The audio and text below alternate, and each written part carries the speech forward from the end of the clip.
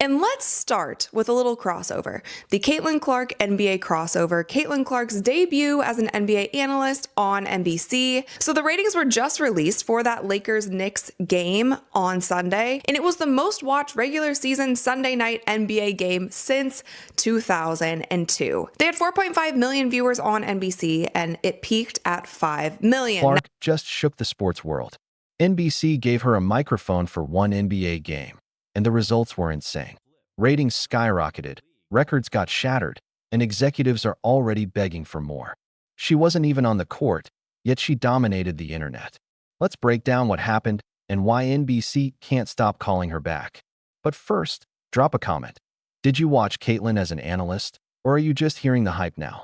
It was up there with Maria Taylor, Carmelo Anthony, and Reggie Miller. But this was the most watched game of the season so far across all networks, except for the tip-off games and also Christmas Day. And NBC actually talked about Caitlin Clark being a part of the broadcast. It said Rick Cordella spoke positively about Clark's debut, noting that she did a good job and handled the role with ease. He highlighted her understanding of the game and her ability to communicate clearly, two qualities that translate well from the court to the broadcast booth. They said that Clark was well prepared and comfortable in the setting, something that stood out given the size of the audience and the spotlight that comes with an NBA national broadcast. And I feel like that was a given. Like, I couldn't see Caitlin. Here's the deal.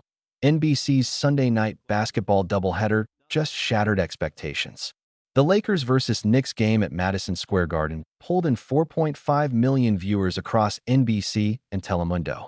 That's right, 4.5 million people tuning in, making it the most watched regular season Sunday night NBA game since 2002, excluding Christmas Day.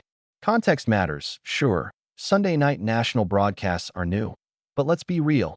4.5 million is 4.5 million. And the common thread? Caitlin Clark at the analyst desk. And I couldn't see Caitlin Clark being nervous in that situation because she has been on the biggest stages throughout her entire career, especially at Iowa. If you want to talk about that Iowa national championship game against South Carolina, they had over 20 million people who tuned into that game. So it seems like with Caitlin Clark, she rises to the occasion. But NBC also said that they are planning to bring Clark back later this season. They confirmed that she is scheduled to appear as an analyst for the Knicks versus Thunder on March 29th. Hopefully by that time, they're not talking about this. Caitlin Clark has this insane ability to turn everything she touches into gold. It's honestly wild to watch. Fans were flooding comment sections, saying they tuned in just for her, and ended up watching the entire game.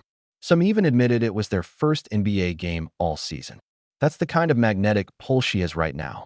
Network aired the first two games of its Sunday night basketball franchise last weekend, and the doubleheader delivered record-setting viewership. Sunday night's first game between the Los Angeles Lakers and the New York Knicks from Madison Square Garden averaged 4.5 million viewers across NBC and Telemundo. Oh my goodness, 4.5? Making it the most watched Sunday night regular season game. We've never seen this kind of impact from anyone in women's basketball before. People talk about Michael Jordan's influence, but most of us were too young to feel it in real time.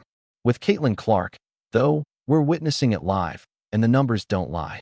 This is exactly why the NBA has been eyeing her for the three-point contest or even a showdown with Stephen Curry.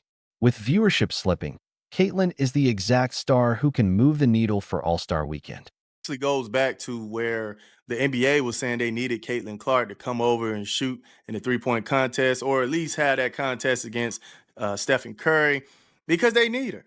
They need her, man. Their numbers has been dwindling as well. So I can imagine they're thinking like, hey, look, we have a hot commodity. Let's get her over and let's get some viewership going for the All-Star Weekend. That's why it was so strange watching people spin this as a battle between men's and women's basketball. Like Duncan trying to frame it as a gender war. Men need to come over to the women's side. Come on, that's not what this is about. This is about getting the hottest name in basketball right now to boost viewership. The NBA has been supporting the WNBA, plain and simple. If you enjoyed this breakdown, smash that like button and subscribe if you haven't already. Drop your thoughts in the comments. Do you think this CBA offer is fair, or is it trash?